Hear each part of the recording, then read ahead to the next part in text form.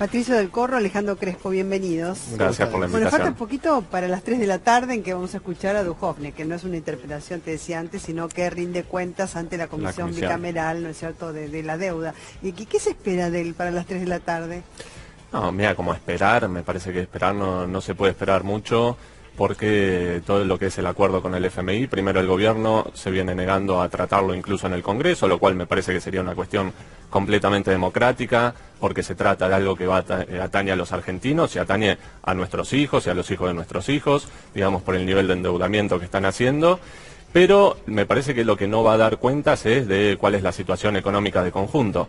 El gobierno hace meses que nos viene diciendo que, por ejemplo, si se le bajaba las jubilaciones a nuestros abuelos, las asignaciones a los chicos que cobran la UH, iba a mejorar, que si se hacía el blanqueo de capitales, todo iba a mejorar, iban a venir las inversiones. Después empezó con la crisis, dijo que si viene el FMI, todo iba a mejorar rápidamente, que iban a volver las inversiones. O sea, se viene haciendo todo lo que viene exigiendo el gobierno, que siempre es ajuste para los trabajadores, para los sectores populares, y la situación es cada vez peor. Entonces, ¿cómo se vive en el sindicato neumático? Tienen un tema con FATE, ¿no?, que está haciendo un lockout empresarial. Sí, en realidad hemos empezado las paritarias con una asamblea general y a partir de allí, con un pedido del 30%, más una cláusula que proteja el salario, por lo que están diciendo. En la economía no se puede saber qué va a pasar pasado mañana. ¿Pidieron el 30%? El 30%. ¿Y qué le contestaron? No, aún no hemos tenido la primera audiencia. Ya no pidieron. Estamos pidiendo... Pues yo no había pedido el 27, se quedó con el 25. Está claro, pero yo creo que quizás hasta con el 30 o algún número superior nos quedemos cortos. Nadie sabe con estas corridas bancarias cómo vamos a estar. Nuestra paritaria es de julio de este año hasta julio del año que viene, puede pasar cualquier cosa. ¿Qué arreglaron ustedes? ¿El año pasado? Para ahora, para este año. No, empezamos la paritaria en julio. Empezamos de julio a julio. El año pasado arreglamos... julio y arreglaron para lo que va del año. Estamos empezando la paritaria del próximo periodo, o sea, desde ahora 2018 hasta el 2019 de julio. ¿Y en el primer semestre qué te ocupó entonces de ese arreglo que tenían? El año pasado arreglamos un 27% de aumento salarial. Arreglaron bien. Hemos tenido un acuerdo que igual estamos remontando la situación de atraso salarial en las fábricas y ahora extrañamente, como esto que pasa en la economía, ¿no?, se aprovechan las patronales y en las fábricas apenas lanzamos este pedido, empezaron provocaciones, sanciones, no dejan entrar los delegados en Firestone, ataques en Pirelli y FATE se llevó el primer premio porque largó un lockout desde el día sábado hasta el día de la fecha, cerrando la puerta de la fábrica, cancelando el servicio de micros, atemorizando a los compañeros para tratar de amedrentarlos en un pedido salarial. Y entendiendo que es un acto meramente ilegal y que parece que a María Quintanilla le gustan los conflictos, porque en Alvar, Puerto Madryn están de la misma manera, en un duro conflicto con el mismo dueño que tiene 1.600 millones de dólares en su haber.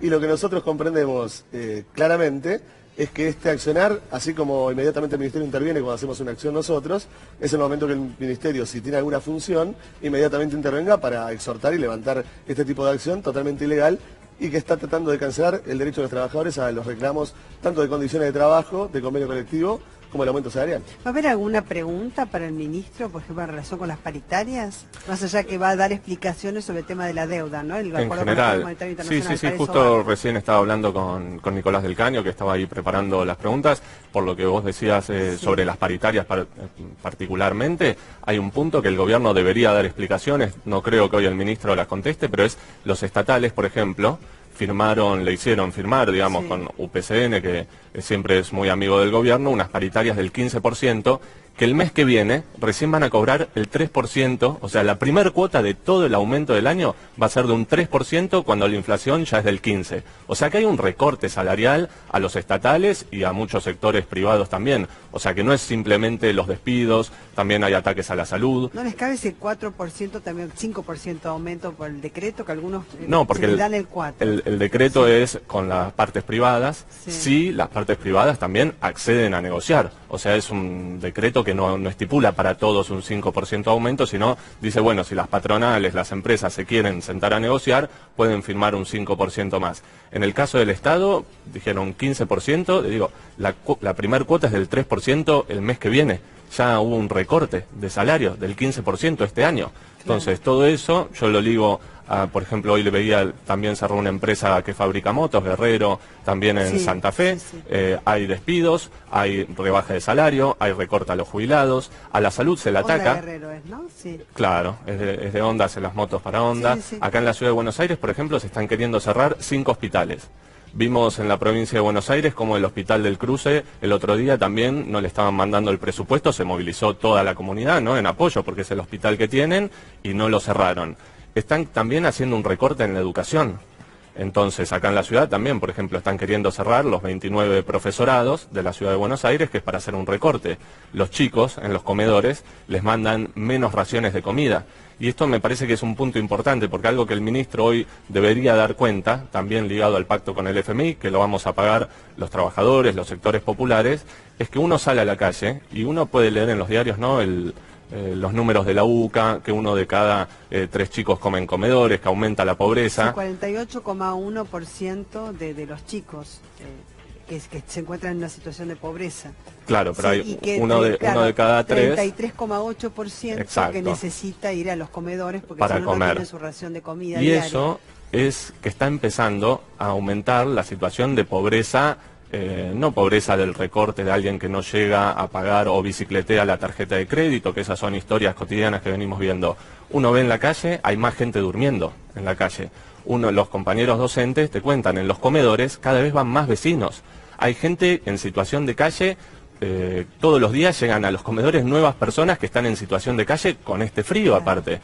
Entonces, todo lo que el gobierno quiere discutir, cómo hay que hacer un ajuste, y parece que el ajuste sabemos que lo pagamos nosotros, pero ellos lo hacen con títulos, ¿no? Con esos nombres marketineros que le ponen, se empieza a ver en la calle y se empieza a ver de manera mucho más cruda. Para mí lo de los chicos es un punto muy sensible, digamos, porque pensar cuál es la situación de todos esos pibes hoy en día. Tiene que ver con también, ¿no es cierto?, ese índice que se dio a conocer del 8,5% también, que no han podido comer, su situación es muy grave, y también un 17,5% en relación con aquellos que tienen un déficit alimentario. Esto del año 2017, porque se midió el segundo semestre. Es uno nuevo. Quiero que después me digas qué pregunta va a hacer Nicolás del Caño, alguna pregunta puntual que le haga a Nicolás Duhovne a las 3 de la tarde. Mientras tanto voy con vos. Vos decís un 30% porque hacen de julio a julio, digamos, la paritaria. ¿Y cómo haces, por ejemplo, cuando ahora están viendo cómo elaborar el presupuesto, que tiene que ver con los ingresos y ejecución de gastos, que todavía no se ha definido, en el cual se supone que hay una determinada inflación? Ustedes no saben cómo va a ser el comportamiento inflacionario. ¿Cómo hacen de julio a julio? Es imposible sacar una conclusión de los puntos. No, por lo menos, a ver, lograron 27%, que la verdad que los felicito, ¿no? Bueno, pero este año es más complejo, porque no hay forma de saber qué número va a cerrar de este julio al próximo. Claro, por eso te pregunto. Entendemos claramente que le pusimos el mismo énfasis al 30% de pedido como una cláusula de protección del salario. Queremos discutir con la empresa de qué manera aseguramos que no haya ningún número de inflación que supere al acuerdo que realicemos. Y en eso estamos, pero también hay otro problema, un problema político. Ha habido un paro nacional. En ese paro nacional se ha manifestado todo el pueblo argentino. Fue un paro terriblemente de acatamiento. Se sintió en nuestras fábricas, pero en todo el país. Y entendemos que después de ese suceso, que no haya una continuidad de acciones, nos deja a los gremios, como el nuestro, que va a pelear duramente por la paritaria y ante este lockout, ante las situaciones que haya, en soledad. Acá hay que pelear de conjunto en el movimiento obrero. Hace falta un plan de lucha de todos los trabajadores para enfrentar el ajuste que lo estamos teniendo en cada fábrica. Para que no tengamos que pelear gremio por separado, cada una de las peleas contra las patronales, contra el Ministerio de Trabajo, que esperemos que reaccione ante una situación como esta, pero que hasta ahora no lo vemos, y hacerlo de conjunto. Acá hace falta un paro nacional de 36 horas con movilización de todos los trabajadores para cortar este ajuste. ¿Qué le van a preguntar a Duhovne desde el FIT en el Congreso? ¿Dónde van a reportar los recortes que van a hacer y frente a quién? ¿En qué ámbito? Porque sabemos que el acuerdo con el FMI implica un recorte del déficit fiscal, o sea... ¿Y dónde podría quedar asentado eso? Bueno, por ejemplo, podrían sincerar, para usar una palabra que usa el macrismo mucho, cuáles son los gastos que ellos van a cortar. Porque hasta ahora vienen diciendo, sí, que van a seguir subiendo las tarifas, pero menos. Pero ¿qué va a pasar con el gasto de salud, de educación, de salarios? Las tarifas van a aumentar en septiembre, 20% en el gas y 25% en el Claro, pero el gobierno armó una bomba de tiempo, porque eso lo que hace es el ajuste que ya estaba pactado. Pero como el boca de pozo, que es de donde sale el gas, está dolarizado desde el gobierno anterior también, lo cual... $4 y pico. Sí, y en muchos lugares es más alto, o sea, a muchos boca de pozo se le está pagando $5 o un poco más, lo cual es una locura porque ya en dólares es caro el gas que estamos pagando, pero aparte lo sacamos de Argentina. ¿Por qué lo estamos pagando en dólares? Si lo sacamos de pozos que son nacionales con trabajo nacional. Entonces, Toda esa dolarización es lo que Aranguren pretendía trasladar a tarifas de manera más rápida y era parte... Que viene de antes, para aumentar la producción, bueno, pero... porque se estaba importando y estaba al doble. Sí, pero también se estaba importando porque ningún gobierno, el gobierno anterior tampoco lo hizo, controló que las empresas tuvieran un nivel de inversión para que no nos quedáramos sin gas. Por ejemplo, los gasoductos que se hicieron para Chile, se hicieron para que Argentina exportara gas a Chile. Claro. Y ahora terminamos importando gas de Chile. Pero era también gas que importábamos, de Bolivia lo exportábamos, no te creas que todo era producción. Sí, pero no, en un momento Argentina no necesitó la importación de gas. Ahora, las empresas no invirtieron, se llevaron toda la plata, dejaron vaciados los pozos. Aparte, un pozo no es como un local, ¿no?, que cierra y se abre al otro día, sino que incluso hay muchas pérdidas si vos no los mantenés. Pero todo eso las empresas se lo llevaron y ahora le están pagando altísimo en dólares, y eso es lo que todavía tiene que impactar en las tarifas, y el gobierno está discutiendo cómo hacer, porque sabe que si hay un nuevo tarifazo más alto del que ya está pactado, la situación política, social,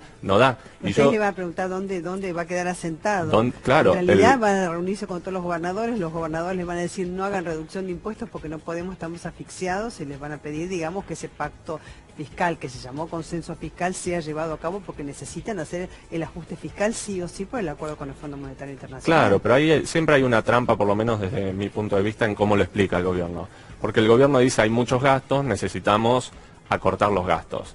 Nunca dice, por ejemplo, las retenciones que le quitaron al campo o a las mineras, hay que volver a ponerlas. Ahora se dice como que es una medida que evaluarían, y toda la sociedad rural... Que no se las van a tocar, por eso digo, la sociedad rural, la mesa... Desde tu agrupación política les pondrían retenciones... Me parece que hay que discutir el esquema del campo de conjunto, y con el esquema de energías, me parece que hay que ir un poco más profundo de lo que se está discutiendo en estos días.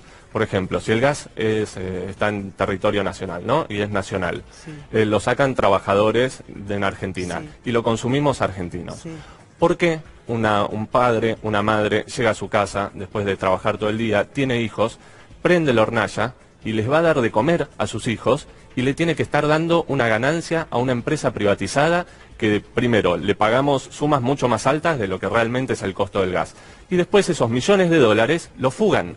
Entonces, ¿por qué nosotros lo que queremos discutir es si no hay que volver a un sistema de renacionalización de las empresas de energía, tanto lo que es la extracción como el traslado, el transporte de la energía? Porque son empresas que están en territorio argentino y la energía se saca de ahí. ¿Por qué una madre, cuando prende la luz o ve la televisión con sus hijos, tiene que darle ganancia a una empresa? Eso es una parte del saqueo que hizo el menemismo, privatizando las empresas que eran públicas, saqueo que nunca nadie cuestionó, porque se discutían el subsidio a las tarifas. Vas a tener que indemnizarlas, de algún lado va a haber que sacar. Sí, pero ahí habría que discutir, como en algún momento hay muchos estudios sobre el tema, el saqueo que hicieron esas empresas. Ahora habría que discutir si, al revés, si las empresas no nos tienen que pagar a nosotros todo lo que saquearon durante estos años sin control, a dónde fueron los subsidios y ahora dónde están yendo los tarifazos. ¿Vos ibas a decir algo respecto del tema de él? No, claro, le decía que el otro día charlaba con unos compañeros de Sancor, ¿no? Que a ellos les hicieron, digo por este juego a nivel nacional, ¿cómo se hace? Le dijeron a los trabajadores, si ustedes aceptan cambiar las condiciones de trabajo, la empresa no cierra. A los 6 meses le dijeron, bueno, no, en realidad ustedes tienen que aceptar que haya suspensiones y ahí no cerramos. Y a los 6 meses les dijeron, cerramos. Entonces siempre el gobierno, las patronales, dicen que los que extorsionan son los trabajadores. Y van pidiendo un poco más, como el gobierno, ahora hay que hacer un ajuste más y después mejor, un ajuste más y es mejor. Nunca va a ser mejor. Entonces comparto con Alejandro, lo que hay que hacer, el paro fue contundente, lo que hay que hacer es mostrar la predisposición de la clase trabajadora a frenar eso. Y lo último, el movimiento de mujeres me parece que dejó un aprendizaje muy importante. ¿Por qué? Siendo millones en las calles, lograron la media sanción en diputados. Si eso, la CGT, el movimiento obrero, se pusiera a la cabeza de una movilización para exigir los reclamos de todos los trabajadores y frenar el ajuste, imaginemos lo que podría ser Plaza de Mayo.